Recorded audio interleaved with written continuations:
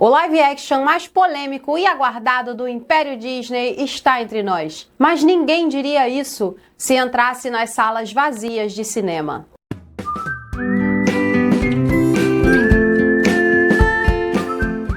Oi, meu nome é Débora. Eu sou mais conhecida aqui e nas redes vizinhas como Deb Escreve. Eu sou escritora, leitora e cinéfila de plantão. E eu não me caibo em mim. Estou muito feliz. Se você já acompanha o canal há algum tempo e viu outros vídeos meus sobre Branca de Neve, inclusive o último foi sobre o original, sabe o quanto é um prazer inenarrável fazer esta resenha aqui. E já aviso que será com spoiler, com tudo que tem direito. Por isso já me adianto e peço que você deixe o seu like, o seu hype, se essa opção tiver aí pra você, que se inscreva no canal, ative o sininho da notificação, comente, compartilhe, ajude a engajar esse negócio aqui, porque hoje vai ser divertido. Divertido e ligeiramente sem roteiro. Assim, só mais um recadinho, e essa é pra você que tá aguardando o livro Inferno LTDA. Fica comigo até o fim do vídeo. Falarei sobre o contexto em que esse live action está inserido, ou seja, relembrar um pouco as polêmicas e falar dessa campanha de marketing esquisita que rolou logo antes do filme sair. Passar rapidamente pela história que o filme conta, e já adianto para você, tá bem diferente do original 1937. Finalmente, falar sobre tudo que é técnico relativo ao filme, direção, roteiro, música, atuação, esse tipo de coisa. E, por fim, falar de uma coisa que eu realmente gostei e que, para ser honesta com você, se a galera que fez o filme tivesse investido nessa uma coisa, poderíamos ter um live action de respeito, que traria magia Disney e honraria o clássico. E com certeza agradaria muitos fãs e traria muitos milhões e milhões e milhões para o cinema. Vamos começar pelo contexto. Porque tudo começou quando a Disney tomou a fatídica decisão de contratar Rachel Zegler, uma atriz latina, para fazer o papel da sua mais icônica princesa, Branca de Neve. Houve muito burburinho e discussão online, porque essa mudança de etnia já apontava para a intenção do filme inteiro. É como se o estúdio estivesse telegrafando para os fãs que talvez eles não mudariam só a etnia. Se essa é uma das mudanças que vocês estão anunciando de cara, talvez esse filme se distancie do clássico o máximo que puder. Talvez isso tenha a ver, sim, com a pauta identitária, política, já típica das produções desse estúdio ultimamente. E foi basicamente o que aconteceu, porque todas as notícias que surgiram a partir daí foram só em relação a isso. Primeiro, temos uma atriz mega vocal, que é Rachel Zegler, onde em toda oportunidade, e nós estamos falando de mais de um ano de oportunidades de falar em público, a menina fez questão de dizer o quanto a versão live action seria superior à original. Ela não parou de apontar aquilo que ela considerou como defeito no clássico, a saber, o romance do filme é um defeito. A Branca de Neve é muito passiva. O príncipe é um stalker. A Branca de Neve precisa ser líder, forte, empoderada. Todo esse discurso com o qual estamos bem familiarizados. Outra grande polêmica que surgiu na produção.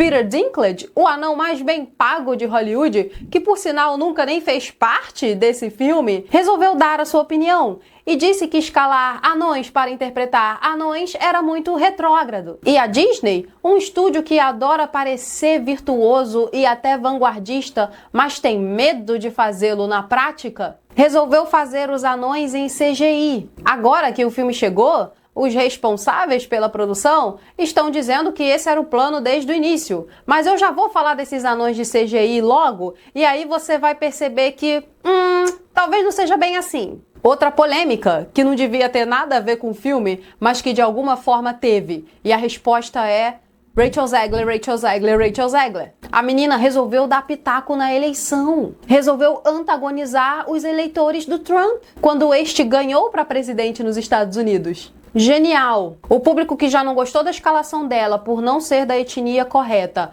que já não gostava dela por causa das suas declarações em relação ao clássico, agora simplesmente só tem todos os motivos para odiá-la. Eu não odeio a Rachel Zegler, aliás. Eu só acho ela um tanto quanto estúpida nas suas decisões, abrasiva na sua fala e muito apressada em se dar mal. Outra polêmica na qual ela se meteu foi em relação à sua colega de elenco Gal Gadot, que é israelense, e a Rachel declarou apoio à Palestina. E de novo, política do mundo real tomando lugar num conto de fadas Disney. Nada disso deveria ter acontecido. O tempo passou, as notícias se acumularam, mas o assunto da aversão do público com relação ao filme do live action da Branca de Neve parece nunca ter esfriado. Sempre tinha algo novo a ser comentado. Um dos grandes comentários foi a regravação. E agora que eu vi o filme no cinema, eu acho que é verdade. Tudo isso gerou perdas financeiras para esse filme. Não só o orçamento inicial foi gigantesco,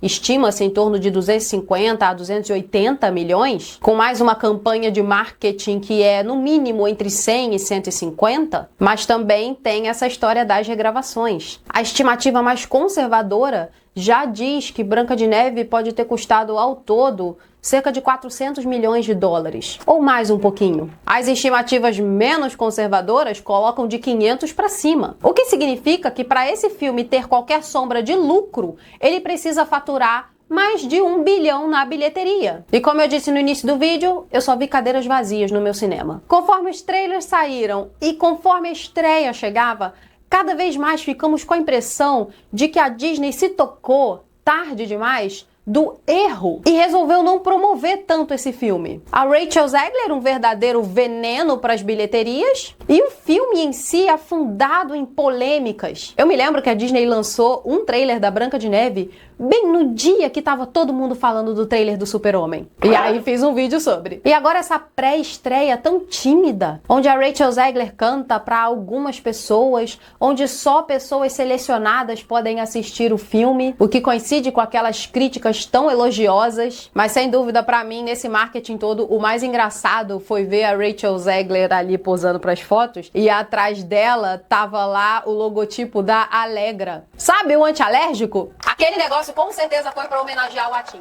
E se a Disney realmente fosse esperta, teria pegado a Maracujina para homenagear o Zangado e o Rivotril para me homenagear. E a todos que viram esse filme no cinema. E agora sim, vamos a ele. Meu Deus, que história maluca! Ai, Jesus, começou. Meu Deus do céu. Vamos lá. De uma coisa não podemos acusar a Rachel Zegler, e essa coisa é mentirosa. Porque o que ela falou realmente aconteceu no filme. Daqui em diante é só spoiler. Não só na sinopse, mas eu vou lançar spoiler em cada aspecto do filme que eu for analisar. Então, se você tá interessado em assistir, vai ao cinema, assiste e depois volta aqui. Se você não tá interessado ou vai assistir depois de qualquer outra forma, fica aqui comigo. A história. A história começa dando ênfase na origem da Branca de Neve. Ela tem todo um relacionamento muito especial com seu pai. É ele que a dá aquele cordãozinho onde tá escrito todas as características dela. Forte, corajosa, virtuosa, etc. Já digo pra você daqui a pouco o que eu acho desse bendito cordãozinho. Mas foca nesse pai da Branca de Neve, porque é isso que o filme faz. Toda a motivação, todo o caráter dela tá em cima daquilo que ele falava pra ela, a ensinava. Não vejo um necessário problema com isso. Ah, mas adianta uma coisa. Lembra daquele papo que pra contornar a etnia latina dela,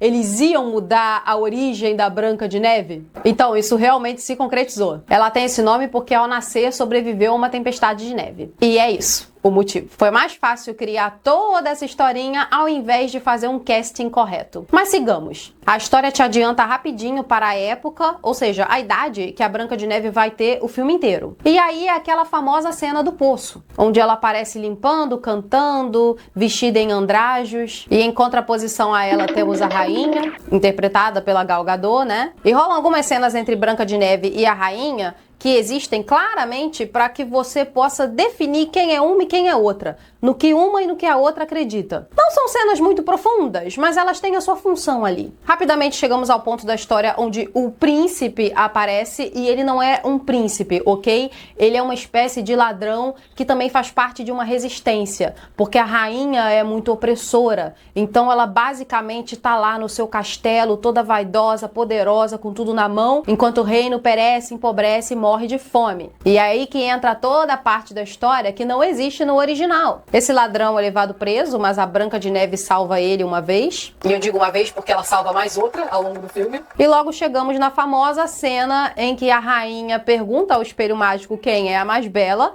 e o espelho faz aquela sua imitação de Pinóquio e fala que é a Branca de Neve. Aqui a suspensão da descrença é estilhaçada em 1000 pedacinhos. Já disse isso. A Rachel Zegler não é feia, mas colocaram a personagem vivida por ela ao lado da personagem vivida pela Gal Gadot, onde essa personagem aqui tem inveja da beleza dessa aqui, de acordo com o clássico. O que faz muito sentido, porque a rainha é fútil. Ela coloca o valor naquilo que perece, que é a beleza física. E é muito importante essa lição que o conto original traz. E, inclusive, os produtores, diretor, todo mundo que estava a cargo do filme, com certeza sabe disso, porque eles fizeram de novo uma ginástica mental para poder mudar o clássico e fazer algum sentido na história. A Branca de Neve aqui do live action se prova forte, corajosa, virtuosa. E é isso que engatilha a resposta do espelho. Não, rainha má, não é você. Agora a mais bela é a Branca de Neve, porque a beleza dela vem da gentileza e da coragem. Outra coisa que não faz sentido nessa nova espécie de inveja da rainha má é justamente isso. Se a Branca de Neve é a mais bela por ser forte e corajosa, a rainha má não tá nem aí para esses valores, está? Então ela tá com inveja de quê? Ficou muito sem fundamento esse negócio. Mas sigamos. A história arruma para aquilo que a gente já conhece. A Branca de Neve vai com o caçador pra floresta, ele tenta matá-la, mas aí desiste, e aí ela fica meio que presa na floresta, vira meio que uma floresta do terror ali por um tempinho, mas ela consegue sair, encontra a casa dos anões e segue o filme. Temos uma parte com os anões na mina, é onde o CGI literalmente brilha, e temos a parte da Branca de Neve. Lá no original, ela já chega na casa dos anões e assume que eles são umas criancinhas órfãs, porque todos os móveis e tudo é muito pequenininho e a casa tá muito suja. Faz sentido ela pensar que são crianças sem mãe? Aí o que ela faz? Convoca todos os animaizinhos, porque ela é uma princesa Disney, então ela encanta os bichos, e todo mundo vai limpar a casa. Ela, inclusive, pega a vassoura e lidera tudo. A Branca de Neve também sabe liderar quando é necessário, mas o live action quis enfatizar esse aspecto a tal ponto que tornou a história irreconhecível em relação ao original. Inclusive, nesse live action, há uma mudança na ordem das coisas e nas decisões dos personagens. Tem uma coisinha ali que eu achei legal e o resto eu não gostei. Então vou falar do que eu gostei e mais tarde eu falo do legal. Aqui no live action, assim que a Branca de Neve chega na casa dos anões, ela não tá nem aí pra limpeza, meu amigo. Ela sobe e deita na cama. E aí é bonitinho, os animais cobrem ela com aquele cobertorzinho. Essa é uma parte que vai te lembrar do filme original. E só depois que os anões chegam, depois de passar um tempo cantando Eu vou e Tchuin Tchuin Fun Fly na mina, é que a Branca de Neve meio que trava uma amizade com eles e põe todo mundo pra trabalhar. E aí rola aquela canção famosíssima, que eu achei bem executada no live action. Eu posso estar errada, mas eu sinto que essa mudança sutil foi para eles não botarem a Branca de Neve fazendo os afazeres domésticos. Ela canta, dança, comanda a galera, mas se você olhar bem, ela não tá limpando a casa exatamente. Tanto que ela dá a vassoura, usada pela personagem no original, para um dos anões. Se eu não me engano, é o Dunga. Tem dois detalhes aqui nessa parte do filme com os anões que me chamaram a atenção. O primeiro é que quem chama a atenção pro estado de sujeira da casa não é a Branca de Neve, sabia? É um dos anões. Eu não me lembro mais qual deles falou. Descaracteriza um pouco os anões, na minha opinião. Porque a ideia lá do original é que eles vivem na sujeira porque eles são homens. Sabe? Nesse sentido, que não liga muito pra nada e precisa de uma mulher ali pra poder dar uma direção, uma liderança, uma organização ali na casa. Não tem nada de errado com isso. Mas ok, não é um detalhe tão grave. Agora, outro que eu senti falta aqui no live action é naquela cena em que a Branca de Neve desperta nas caminhas. No original, ela adivinha o nome dos anões. E no live action isso não acontece. E eu acredito que no original ela adivinhou justamente porque ela passou um bom tempo conhecendo a casa, limpando, vendo o nome de todo mundo nas caminhas. Como ela não limpou a casa no live action, não teve tempo dela se familiarizar com o ambiente dos anões antes de sair dormindo e depois conhecendo eles de fato. Eu acho que dá para apontar várias escolhas sutis na direção e roteiro desse filme que modificam muito coisas sutis na direção e roteiro do original. E que, na minha opinião, a anterior fez melhor do que a atual. Passam essas cenas de convívio da Branca com os anões e aí muda todo o plot do filme. Lembra que eu falei? A rainha má é opressora, o reino é terrível, tá todo mundo na pobreza. tem uma resistência contra ela. E o príncipe, e eu não me lembro mais o nome dele, mas nas minhas notas eu fiquei chamando ele de Flynn Rider o tempo inteiro, faz parte dessa resistência. E sabe quem mais faz parte desse grupo? A galera daquela foto dos antigos anões, ou criaturas mágicas, como o estúdio havia dado o nome anteriormente. É aqui que o filme fica muito louco, porque inicialmente tudo indicava que os anões não seriam de CGI e seriam aquele grupo bem diverso, que inclusive tem um anão no meio. Nunca vai dar pra saber com certeza, mas na minha opinião, eles reciclaram e regravaram muitas cenas com esse grupo. Nossa, já falei que esse filme é uma bagunça? É bagunçado até pra explicar. Mas o fato é que a Branca de Neve se encontra com esse grupo e aí eles começam a montar mais ou menos um relacionamento romântico dela com esse príncipe, que na verdade é um ladrão / faz parte da resistência. Eu nem sei se ele é o líder da resistência toda em si, porque toda a resistência que você vê é esse grupo de 7 pessoas. O filme não explica muito bem isso. E é mais uma das coisas que me faz pensar que o rumor das regravações não é rumor. Rolam alguns conflitos entre esse grupo de resistência e o exército da rainha. Vamos lembrar que a rainha descobre que Branca de Neve não tá morta, porque o caçador teve misericórdia dela. Inclusive, ela prende esse caçador e não o mata, o que eu achei, assim, whatever. Então temos, de forma mal executada, esse plot onde a rainha tá procurando pela Branca de Neve, manda o exército dela, e a galera da resistência também tá ali na floresta, e rolam uns conflitos armados, lutados, e é muito feio de ver. E nessa Branca de Neve também salva a galera pela segunda vez. Inclusive, esse é o contexto da cena com ela andando a cavalo no trailer. E aí eles têm uma espécie de vitória, porque conseguem mantê-la escondida. E depois rola aquela festinha lá na Casa dos Anões. Sabe a festinha que rola entre a Branca de Neve e somente os anões no original? Então, aqui no live action, a festinha acontece no quintal, porque a casa é pequena, não cabe tanta gente assim. Meu Deus, parece meu antigo apartamento. E é ali onde o grupo da resistência, a Branca de Neve e os anões dão aquela festejada. E é claro que enquanto isso, a rainha tá planejando o que fazer. E essa parte, pelo menos, fizeram parecida com o original. Ela se transforma em bruxa e tem a maçã envenenada. E eu já adianto pra você que a cena original dá de 10-0 na do live action. Falo com mais detalhes adiante.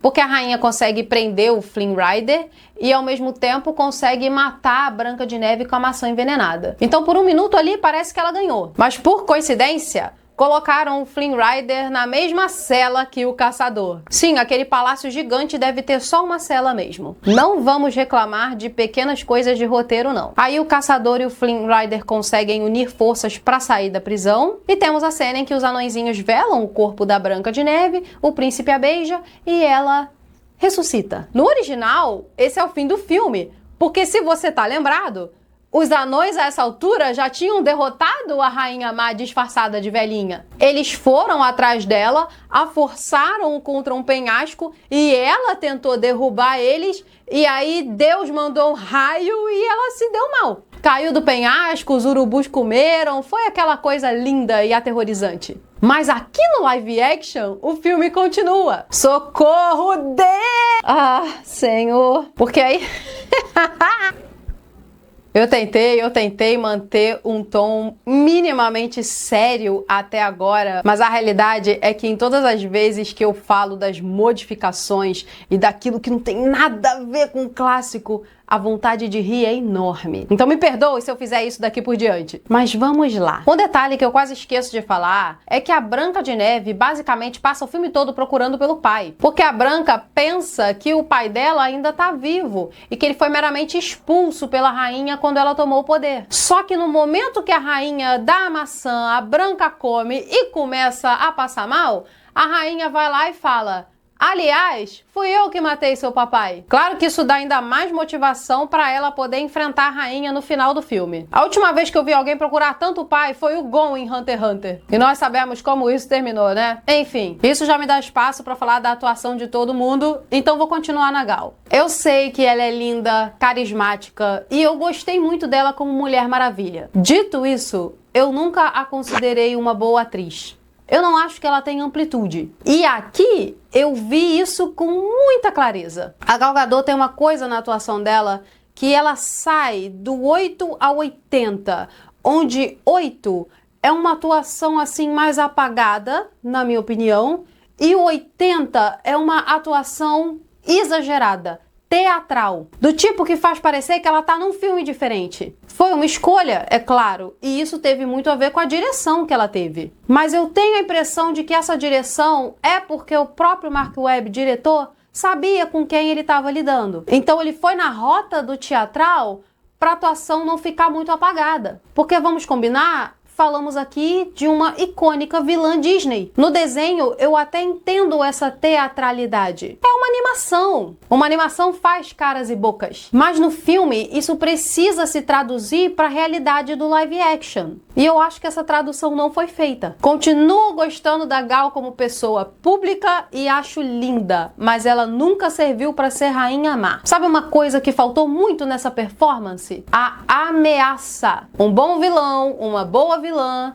geralmente se prova uma grande ameaça. E ok, o roteiro fala isso pra você. Ela age como uma ameaça, mas essa vibe não emana dela tão bem assim. E isso não é porque ela é bonita, não. Eu acho que é mais porque ela não consegue fazer mesmo. Já a atuação da Rachel Zegler, por incrível que pareça, foi melhor do que a da Gal Gadot. De novo, na minha opinião. Nós podemos não gostar da pessoa pública dela e considerá-la de beleza inferior, ok, mas é legal separar as coisas. A Rachel Zegler flertou com a teatralidade, mas não foi toda nisso. E em algumas cenas, eu vi ali uma atuação legal. Não todas, mas teve. E de novo, isso também tem a ver com a direção que o Mark Webb deu. O outro personagem que mais apareceu também é o próprio príncipe. E na minha opinião, tentaram fazer o Flynn Rider virar o príncipe da Branca de Neve. Porque é essa a história. Se você viu Enrolados, você sabe que eles tentaram emular o Flynn Rider. O que é mais um caso da Disney repetindo a fórmula. E essa foi uma péssima decisão.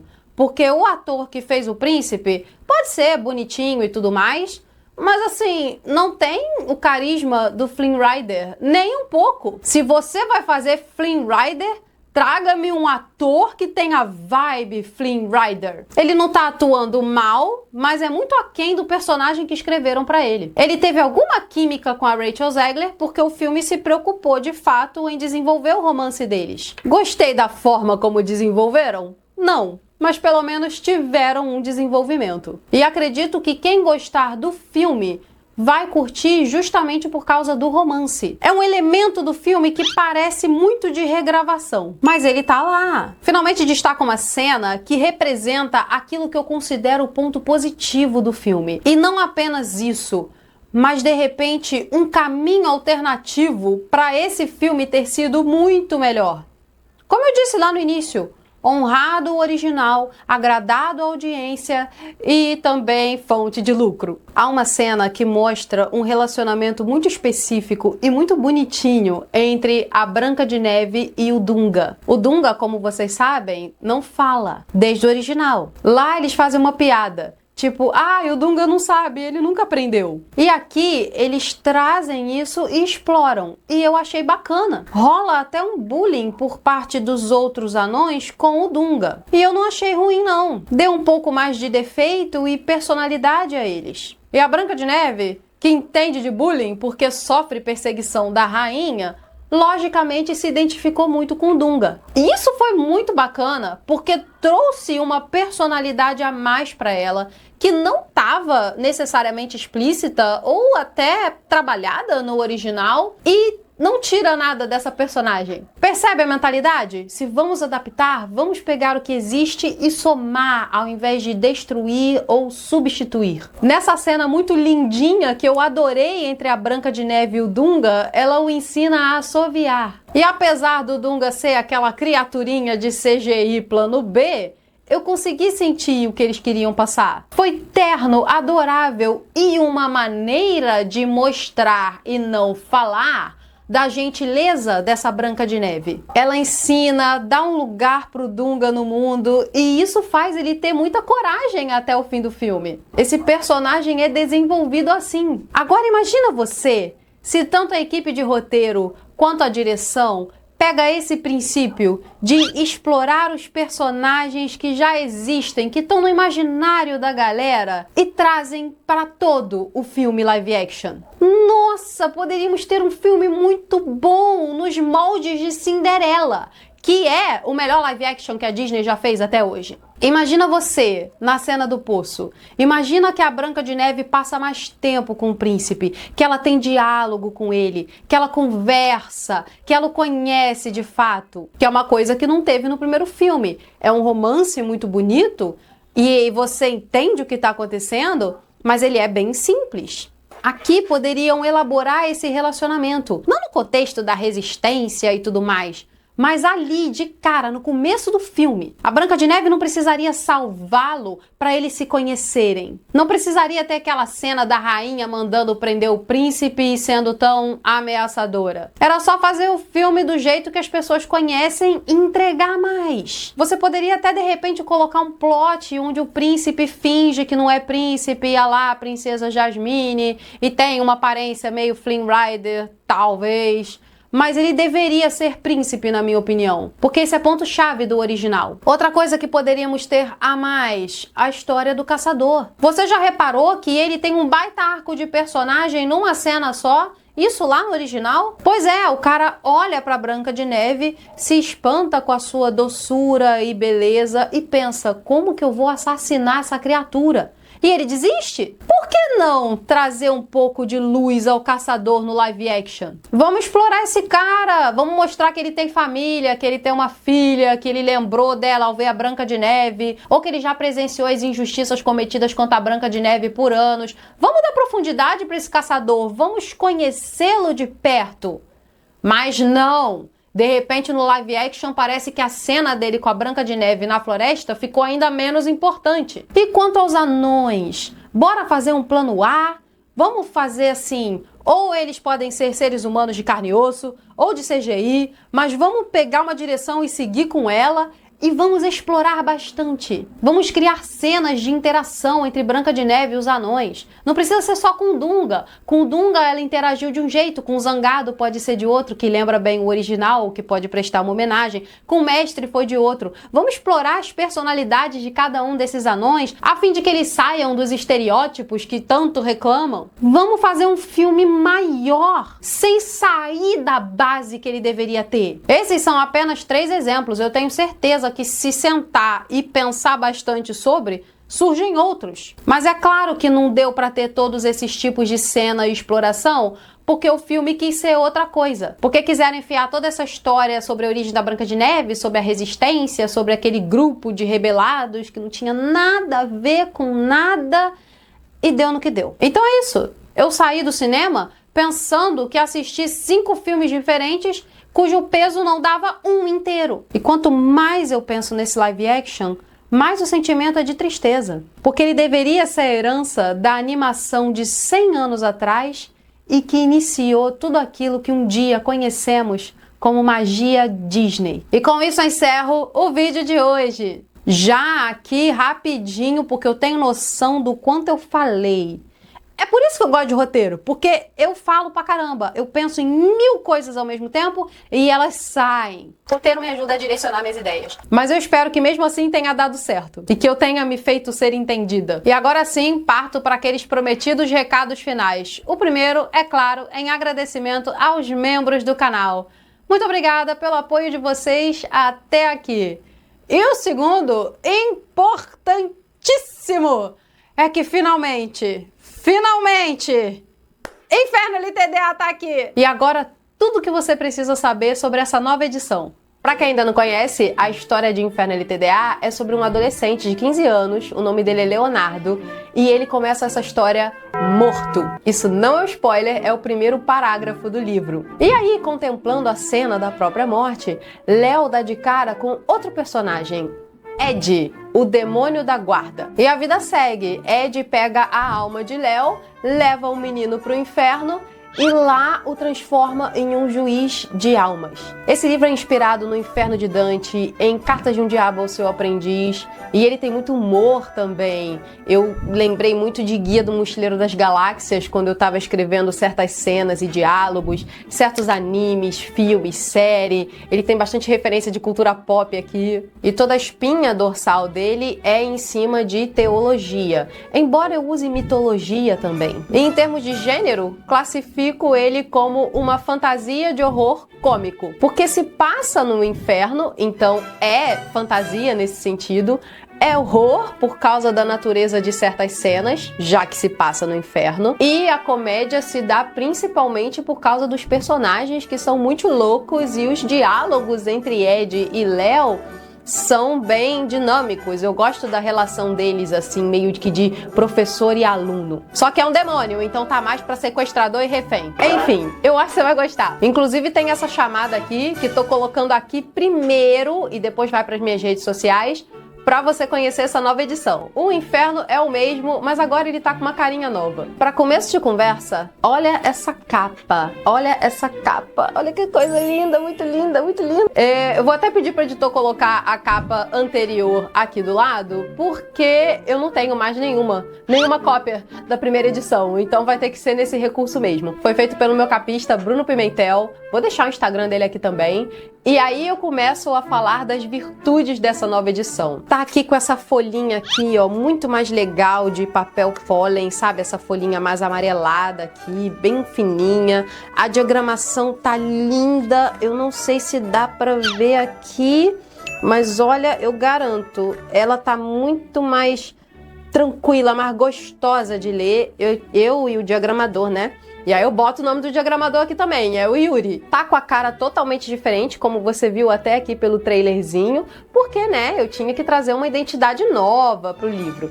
E além disso, tem outras novidades, das quais a maior delas tem uma cena estendida aqui. Não vai mudar, assim, o rumo da história, mas é um gostinho a mais para você passar até mais tempo com os personagens. E também um conto inédito. Nesse conto, mostro como o Ed veio para a Terra pela primeira vez, qual foi o primeiro humano que ele possuiu, como foi a dinâmica entre esses dois. E se passa em Londres, no século XIX, tem toda uma ambientação. E é basicamente por causa dessa cena estendida e desse conto que o livro ficou inevitavelmente maior. Então, eu queria muito ter a primeira edição aqui. Eu tenho um outro livro aqui que é mais ou menos o tamanho da primeira edição. Tá bem maiorzinho, tem tipo umas 50 páginas a mais aqui. Mas vamos ao que interessa. Como você pode adquirir esse livro? Você pode ir no meu site, que é o mesmo. Ele só tá de cara nova também, como você vai ver por aqui. E aí você clica lá no link, compra o seu livro, ele chega na sua casa e tudo lindo. E tá muito lindo, lindo mesmo, cara. A gente teve uma atualização aqui da minha bio. Na antiga, eu simplesmente não falava que era youtuber.